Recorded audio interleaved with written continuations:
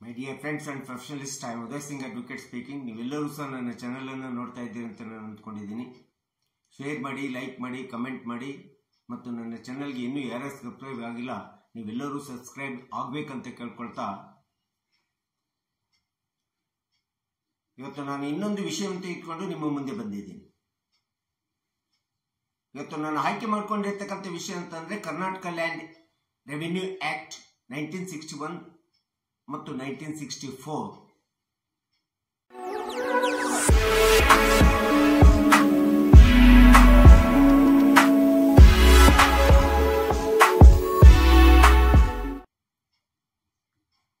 ಈ ಒಂದು act ನೊಳಗಡೆ section 67 to 71 section ಅಡಿಯಲ್ಲಿ ಬರತಕ್ಕಂತ ಇನ್ನೊಂದು ವಿಧವಾದಂತ ಒಂದು ಭೂಮಿ ಗೋಮಾಳ್ ಲ್ಯಾಂಡ್ ಅಂತೇಳಿ ಕರಿತೀವಿ. ಕರ್ನಾಟಕ ರೆವಿನ್ಯೂ ಆಕ್ಟ್ 1961 ಮತ್ತು 64 ನಲ್ಲಿ ಸೆಕ್ಷನ್ 67 ನಿಂದ ಹಿಡಿದು 71 ರವರೆಗೆ ಅದರಲ್ಲಿ ಸಬ್ಸೆಕ್ಷನ್ಸ್ 2, 3, 4, 5, 6 ಬರ್ತದೆ. ಸರ್ಕಾರದ ಸ್ವಾಧೀನದಲ್ಲಿರ್ತಕ್ಕಂಥ ಭೂಮಿ ಅಂತೇನಿದೆ ಇತರೆ ಹಳ್ಳಿಗಳಲ್ಲಿ ಅಥವಾ ಜನರಿಗೆ ಇತರೆ ಉಪಯೋಗಕ್ಕೋಸ್ಕರ ಇರುವಂತ ಭೂಮಿಯಾಗಿರ್ತದೆ. ಅದು ಕೃಷಿಗಾಗಿರ್ಬೋದು, ಇಂಡಸ್ಟ್ರೀಸ್ಗಾಗಿರ್ಬೋದು ಅಥವಾ ಬಿಲ್ಡಿಂಗ್ ಕನ್ಸ್ಟ್ರಕ್ಷನ್ಸ್ಗಾಗಿ ಇರಬಹುದು. ಈ ರೀತಿ ಇರುವಂತ ಎಲ್ಲಾ ಭೂಮಿಯನ್ನ ನಾವು ಸಹಜವಾಗಿ ಸರ್ಕಾರದ ಸ್ವಾಧೀನತ್ವ ಇರ್ತಕ್ಕಂಥ ಭೂಮಿ, ಇದು ಸರ್ಕಾರದ ಭೂಮಿ ಅಂತೇಳಿ ನಾವು ಹೇಳ್ತೀವಿ ಲ್ಯಾಂಡ್ ರೆವಿನ್ಯೂ ಆಕ್ಟ್ ಪ್ರಕಾರ. ಸೊ ಈ ಒಂದು ಲ್ಯಾಂಡ್ ರೆವಿನ್ಯೂ ಆಕ್ಟ್ ನ ಸರ್ಕಾರದ ಭೂಮಿ ಎಂಬತಕ್ಕಂಥದ್ದು ಸೆಕ್ಷನ್ 67ರಿಂದ ಹಿಡಿದು ಚಾಪ್ಟರ್ 12 ನಲ್ಲಿ ಸ್ಪಷ್ಟವಾದಂತ ವಿವರಣೆ, ವಿಶ್ಲೇಷಣೆಯನ್ನು ಕೊಟ್ಟಿರ್ತಕ್ಕಂಥದ್ದು ನಾವು ಕಾಣಬಹುದಾಗಿದೆ. ಸೊ ಹೀಗೆ ಈ ಹಲವಾರು ವಿಧಗಳಿಗೋಸ್ಕರ ಉಪಯೋಗಿಸುವಂತ ಒಂದು ಭೂಮಿಯಲ್ಲಿ ಇನ್ನೊಂದು ಅತಿ ಪ್ರಮುಖವಾದಂತ ಸರ್ಕಾರದ ಸ್ವಾಧೀನತ್ವದಲ್ಲಿರ್ತಕ್ಕಂಥ ಒಂದು ಭೂಮಿ ಬರ್ತದೆ. ಅದನ್ನು ನಾವು ಸಹಜವಾಗಿ ಗೋಮಾಳ್ ಲ್ಯಾಂಡ್ ಅಂತೇಳಿ ಕರಿತೀವಿ. ಹಾಗಾದ್ರೆ ಏನಿದು ಗೋಮಾಳ್ ಲ್ಯಾಂಡ್ ಎಂದರೆ ಏನು? ಗೋಮಾಳ್ ಲ್ಯಾಂಡ್ ಎಂಬತಕ್ಕಂಥದ್ದು ಹಳ್ಳಿಗಳಲ್ಲಿ ರೈತರಿಗೋಸ್ಕರ, ಸಾರ್ವಜನಿಕರಿಗೋಸ್ಕರ ಅವರ ಕೃಷಿ ಆಧಾರಿತ ಪಶುಗಳೇನಿರ್ತವೆ, ಪ್ರಾಣಿಗಳೇನಿರ್ತವೆ, ಅದು ಎತ್ತಿರ್ಬೋದು, ಎಮ್ಮೆ ಇರ್ಬೋದು, ಕುರಿ ಇರ್ಬೋದು, ಮೇಕೆ ಇರ್ಬೋದು, ಆಕಳುಗಳಿರ್ಬೋದು ಮತ್ತು ಅರಣ್ಯ ಬೆಳೆಸಲಿಕ್ಕೋಸ್ಕರ, ಸಸಿ ತೋಪುಗಳನ್ನ ಬೆಳೆಸಲಿಕ್ಕೋಸ್ಕರ ಸೀಮಿತವಾಗಿರ್ತಕ್ಕಂಥ, ಸರ್ಕಾರದಿಂದ ಸೀಮಿತವಾಗಿರ್ತಕ್ಕಂಥ ಮತ್ತು ಸರ್ಕಾರದ ಸ್ವಾಧೀನತ್ವದಲ್ಲಿರ್ತಕ್ಕಂಥ ಭೂಮಿಯನ್ನ ನಾವು ಸಹಜವಾಗಿ ಗೋಮಾಳ್ ಲ್ಯಾಂಡ್ ಅಂತೇಳಿ ನಾವು ಕರಿತೀವಿ. ಶಿವನ್ನೊಳಗಡೆ ಇದು ಬರ್ತಕ್ಕಂಥದ್ದು ನಾವು ನೋಡ್ತೀವಿ ಲ್ಯಾಂಡ್ ರೆವಿನ್ಯೂ ಆಕ್ಟ್. ಸೊ ಇಂಥ ಒಂದು ಗೋಮಾಳ್ ಲ್ಯಾಂಡ್ ಎಂಬತಕ್ಕಂಥದ್ದು ಸರ್ಕಾರದ ಪರವಾಗಿ ಈ ಒಂದು ಲ್ಯಾಂಡ್ ಅನ್ನ ಸಾರ್ವಜನಿಕರಿಗೆ, ಹಳ್ಳಿಗಳಲ್ಲಿ ಅಥವಾ ಇತರೆ ಸಾರ್ವಜನಿಕರಿಗೆ ಸರ್ಕಾರ ಮೀಸಲಾಗಿರುತ್ತದೆ ಉಪಯೋಗಕ್ಕೋಸ್ಕರ. ಇಂಥ ಒಂದು ಗೋಮಾಳ್ ಲ್ಯಾಂಡ್ ಅನ್ನ ಸ್ಯಾಂಕ್ಷನ್ ಮಾಡತಕ್ಕಂತ ಅಧಿಕಾರ ಲ್ಯಾಂಡ್ ರೆವಿನ್ಯೂ ಆಕ್ಟ್ 1964 ಪ್ರಕಾರ ಅಂಡರ್ ಸೆಕ್ಷನ್ 71 ಅನ್ನು ನೋಡ್ತಾ ಹೋದ್ರೆ ಇದನ್ನ ಸ್ಯಾಂಕ್ಷನ್ ಮಾಡತಕ್ಕಂತ ಅಧಿಕಾರ ಆಯಾ ಜಿಲ್ಲೆಯಲ್ಲಿರ್ತಕ್ಕಂಥ ಜಿಲ್ಲಾಧಿಕಾರಿಗಳಿರ್ಬೋದು, ಅಸಿಸ್ಟೆಂಟ್ ಕಮಿಷನರ್ಗಿರ್ಬೋದು ಮತ್ತು ತಹಸೀಲ್ದಾರ್ಗಿರ್ಬೋದು. ಇವರಿಗೆ ಸರ್ಕಾರದ ಪರವಾಗಿ ಈ ಒಂದು ಭೂಮಿಯನ್ನ ಸ್ಯಾಂಕ್ಷನ್ ಮಾಡತಕ್ಕಂಥದ್ದು, ಗ್ರಾಂಟ್ ಮಾಡತಕ್ಕಂಥ ಅಧಿಕಾರವನ್ನ ಈ ಒಂದು ಕಾಯ್ದೆಯಲ್ಲಿ ಕೊಟ್ಟಿರ್ತಕ್ಕಂಥ ನಾವು ನೋಡ್ತೀವಿ. ಪ್ರತಿ ಹಳ್ಳಿಯಲ್ಲಿರ್ತಕ್ಕಂಥ 100 ಪ್ರಾಣಿಗಳಿಗೆ, ಅದು ಎತ್ತಿರ್ಬೋದು, ಕುರಿ ಇರ್ಬೋದು, ಎಮ್ಮೆ ಇರ್ಬೋದು, ಆಕಳು ಇರ್ಬೋದು, ಏನಾದ್ರೂ ಇರ್ಬೋದು, 100 ಪಶುಗಳ ಪೋಷಣೆಗೋಸ್ಕರ, ಪಶುಗಳ ಒಂದು ರಕ್ಷಣೆಗೋಸ್ಕರ ಪ್ರತಿ ಹಳ್ಳಿಯಲ್ಲಿ 12 ಎಕರೆ ಜಮೀನನ್ನ ಗೋಮಾಳ್ ಲ್ಯಾಂಡ್ ಅನ್ನ ಬಿಟ್ಟಿರ್ತಕ್ಕಂಥದ್ದು, ಬಿಡಬೇಕಂತೇಳಿ ಅಥವಾ ಸರ್ಕಾರ ಬಿಟ್ಟಿರ್ತದೆ ಎಂಬತಕ್ಕಂಥದ್ದನ್ನ ನಾವಿಲ್ಲಿ ಕಂಡುಕೋಬೇಕಾಗುತ್ತೆ. ಇಂಥ ಒಂದು ಗೋಮಾಳ್ ಲ್ಯಾಂಡ್ ಹಳ್ಳಿಯಲ್ಲಿ ಜನರು ತಮ್ಮದೇ ಆದಂತ ಕೃಷಿ ಆಧಾರಿತ ಇತರೆ ಕೆಲಸ ಕಾರ್ಯಗಳನ್ನು ನಿರ್ವಹಿಸಿಕೊಳ್ಳಿಕ್ಕೋಸ್ಕರ ಬಿಟ್ಟಿರ್ತಕ್ಕಂಥ ಸರ್ಕಾರದ ಸ್ವಾಧೀನತ್ವದಲ್ಲಿರ್ತಕ್ಕಂಥ ಭೂಮಿಯನ್ನ ನಾವು ಗೋಮಾಳ್ ಲ್ಯಾಂಡ್ ಅಂತೇಳಿ ನಾವು ಎತ್ತು ಹೇಳ್ತಾ ಇದ್ದೀವಿ. ಪ್ರತಿ ಆಯಾ ಜಿಲ್ಲೆಯಲ್ಲಿ ಬರ್ತಕ್ಕಂಥ ಜಿಲ್ಲಾಧಿಕಾರಿಗೆ ಅಧಿಕಾರ ಇರ್ತದೆ. ಆ ಜಿಲ್ಲಾಧಿಕಾರಿ ಈ ಗೋಮಾಳ್ ಲ್ಯಾಂಡ್ ಅನ್ನು ಮೀಸಲಾಗಿ ಇಡತಕ್ಕಂಥದ್ದು ನಾವು ನೋಡ್ತಾ ಇದ್ದೀವಿ. ಸೊ ಇಂಥ ಒಂದು ಲ್ಯಾಂಡ್ ಒಳಗಡೆ ಪಶುಗಳನ್ನ ಪೋಷಣೆ ಮಾಡ್ತಕ್ಕಂತಿರ್ಬೋದು, ಸಾಕುತ್ತಕ್ಕಂತಿರ್ಬೋದು, ಅಥವಾ ಎಲ್ಲ ಪಶು ಸಂಗೋಪನಾ ಪ್ರಾಣಿಗಳನ್ನ ಮೇಯಿಸ್ಲಿಕ್ಕೆ ಇರ್ತಕ್ಕಂತಿರ್ಬೋದು, ಈ ಎಲ್ಲ ವಿಧವಾದಂತ ರೈತಾಪಿ ಚಟುವಟಿಕೆಗಳನ್ನ ರೈತರು ಅಥವಾ ಹಳ್ಳಿಗಳಲ್ಲಿ ಸಾರ್ವಜನಿಕರು ಉಪಯೋಗಿಸಿಕೊಳ್ಳಲಿಕ್ಕೆ ಈ ಒಂದು ಗೋಮಾಳ ಲ್ಯಾಂಡ್ ಅನ್ನ ಆಯಾ ಜಿಲ್ಲೆಯಲ್ಲಿ ಪ್ರತಿಯೊಂದು ಹಳ್ಳಿ ಮತ್ತು ಜಿಲ್ಲೆ ಒಳಗಡೆ ಆ ಜಿಲ್ಲಾಧಿಕಾರಿ ಮೀಸಲಾಗಿರ್ತಕ್ಕಂಥದ್ದು ನಾವಿಲ್ಲಿ ಕಂಡುಕೋಬಹುದು.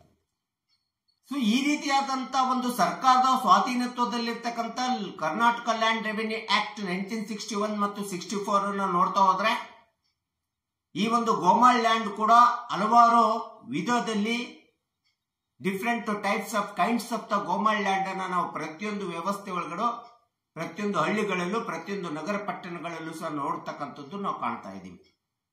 ರೆವಿನ್ಯೂ ರೆಕಾರ್ಡ್ಸ್ ಅನ್ನ ನಾವು ನೋಡ್ತಾ ಹೋದ್ರೆ ಗೋಮಾಳ ಲ್ಯಾಂಡ್ ಹಲವಾರು ವಿಧದಲ್ಲಿ ಗೋಮಾಳ ಲ್ಯಾಂಡ್ ಅಂತೇಳಿ ರೆಕಾರ್ಡ್ ಆಗಿರ್ತದೆ. ಅಂತ ಒಂದು ಹಲವಾರು ವಿಧದಲ್ಲಿರ್ತಕ್ಕಂಥ ಗೋಮಾಳ ಲ್ಯಾಂಡ್, ಸರ್ಕಾರದ ಸ್ವಾಧೀನದಲ್ಲಿರ್ತಕ್ಕಂಥ ಗೋಮಾಳ ಲ್ಯಾಂಡ್ ಅಂತಂದ್ರೆ ಒಂದು ದೇವರು ಕಾಡು, ಎರಡನೇದು ಊರು ದೇವರ ಕಾಡು ಅಂತೇಳಿ ಬಿಡಲಾಗ್ತದೆ, ಗುಂಡತೋಪು ಭೂಮಿ ಅಂತೇಳಿ ಬಿಡಲಾಗ್ತದೆ, ತಂಗುಬೀಡು ಭೂಮಿ ಅಂತೇಳಿ ಬಿಡಲಾಗ್ತದೆ, ಫೂಟ್ ಖರಾಬ್ ಇರ್ಬೋದು, ಖರಾಬ್ ಅಲಾಲ್ ಇರ್ಬೋದು, ಮತ್ತು ಸುಡುಗಾಡು ಭೂಮಿ ಇರ್ಬೋದು, ಕೆರೆ ಕಟ್ಟೆಗಳಿಗೋಸ್ಕರ ಸೀಮಿತವಾದಂತ ಭೂಮಿ ಇರ್ಬೋದು.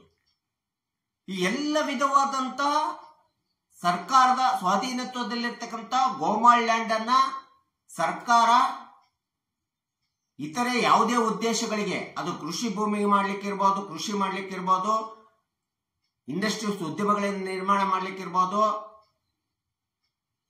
ಅಥವಾ ಸೈಟು ಪ್ಲಾಟು ಬಿಲ್ಡಿಂಗ್ ಅನ್ನ ಕಟ್ಟಲಿಕ್ಕೆ ಯಾವುದೇ ಕಾರಣಕ್ಕೂ ಸರ್ಕಾರ ಈ ಭೂಮಿಯನ್ನ ಸ್ಯಾಂಕ್ಷನ್ ಮಾಡೋದಿಲ್ಲ, ಗ್ರಾಂಟ್ ಮಾಡೋದಿಲ್ಲ.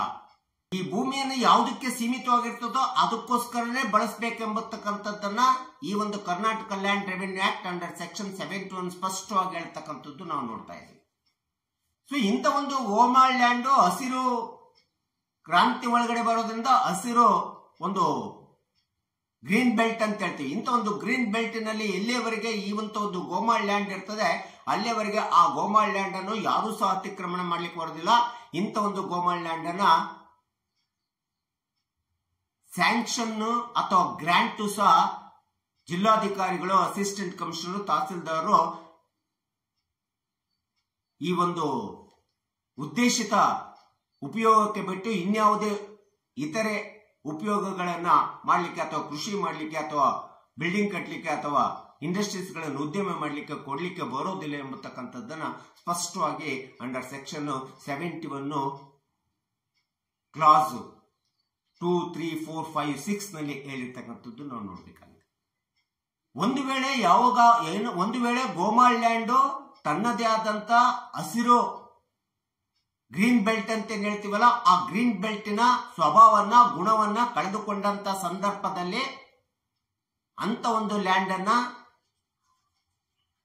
ಸಂಬಂಧಪಟ್ಟಂತ ಜಿಲ್ಲೆಯ ಜಿಲ್ಲಾಧಿಕಾರಿಗಳಿರ್ಬೋದು, ಅಸಿಸ್ಟೆಂಟ್ ಕಮಿಷನರ್ ಇರ್ಬೋದು, ತಹಸೀಲ್ದಾರ್ ಇರ್ಬೋದು, ಸ್ಯಾಂಕ್ಷನ್ ಅನ್ನ ಗ್ರಾಂಟ್ ಅನ್ನ ಮಾಡಬಹುದು ಇತರೆ ಉಪಯೋಗಕ್ಕೋಸ್ಕರ. ಸೊ ಈ ರೀತಿಯಾದಂತ ಗೋಮಾಳ ಲ್ಯಾಂಡ್ ಅನ್ನ ಗ್ರಾಂಟ್ ಮಾಡಬೇಕಾದ್ರೆ ಸರ್ಕಾರದ ಪರ್ಮಿಷನ್ ತೆಗೆದುಕೋಬೇಕು, ಪೂರ್ವಭಾವಿ ಒಪ್ಪಿಗೆ ಅಂತ ತೆಗೆದುಕೋಬೇಕು. ಸರ್ಕಾರದ ಪೂರ್ವಭಾವಿ ಒಪ್ಪಿಗೆಯನ್ನು ತೆಗೆದುಕೊಂಡು ಅಧಿಸೂಚನೆ ಹೊರಡಿಸಬೇಕು, ನೋಟಿಫಿಕೇಶನ್ ಅನ್ನು ಮಾಡಬೇಕು.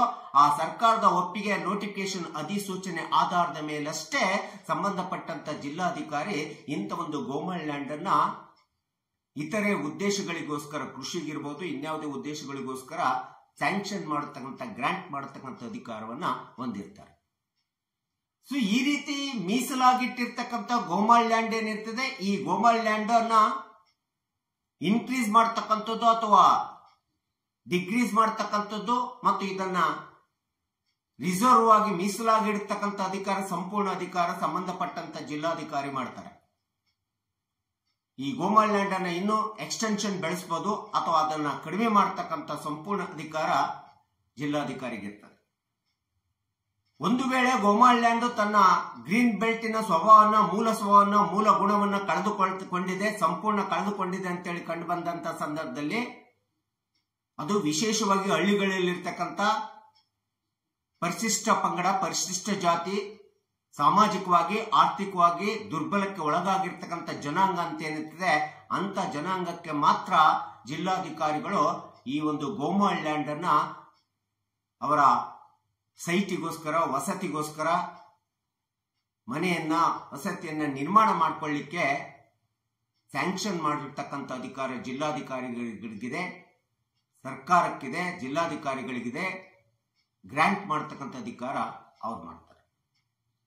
ಒಂದು ವೇಳೆ ಈ ಒಂದು ಗೋಮಾಳ ಲ್ಯಾಂಡ್ ತನ್ನ ಗ್ರೀನ್ ಬೆಲ್ಟಿನ ಸ್ವಭಾವವನ್ನು ಕಳೆದುಕೊಂಡಿಲ್ಲ, ಅದು ಫಾರೆಸ್ಟ್ ಏರಿಯಾಗೆ ಅಂಟಿಕೊಂಡಿದೆ, ಫಾರೆಸ್ಟ್ ಏರಿಯಾದ ಗ್ರೀನ್ ಬೆಲ್ಟ್ಗೆ ಅಂಟಿಕೊಂಡಿದೆ ಅಂದಾಗ ಅಂತ ಸಂದರ್ಭದಲ್ಲೂ ಸಹ ಈ ಒಂದು ಭೂಮಿಯನ್ನ ಸರ್ಕಾರವಾಗಲಿ ಅಥವಾ ಸಂಬಂಧಪಟ್ಟಂತ ಜಿಲ್ಲಾಧಿಕಾರಿಗಳಾಗಲಿ ಇದನ್ನು ಸಹ ಸ್ಯಾಂಕ್ಷನ್ ಮಾಡಲಿಕ್ಕೆ, ಗ್ರಾಂಟ್ ಮಾಡಲಿಕ್ಕೆ ಬರುವುದಿಲ್ಲ.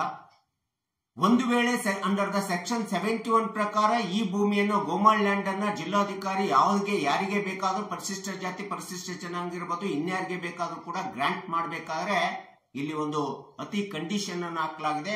ಆ ಅತಿ ಒಂದು ನಿಯಮವನ್ನು ಹಾಕಲಾಗಿದೆ, ಕಠಿಣ ನಿಯಮವನ್ನು ಹಾಕಲಾಗಿದೆ. ಅದು ಏನಂತಂದ್ರೆ ಕರ್ನಾಟಕ ಲ್ಯಾಂಡ್ ಕನ್ವರ್ಸೇಷನ್ ಆಕ್ಟ್ ಅಂತ ಏನಿದೆಯಲ್ಲ, ಆ Karnataka land conversation act, Karnataka ಭೂ ಪರಿವರ್ತನಾ ಕಾಯ್ದೆ ಪ್ರಕಾರ ಸೆಕ್ಷನ್ 95, 96, 97 ಪ್ರಕಾರ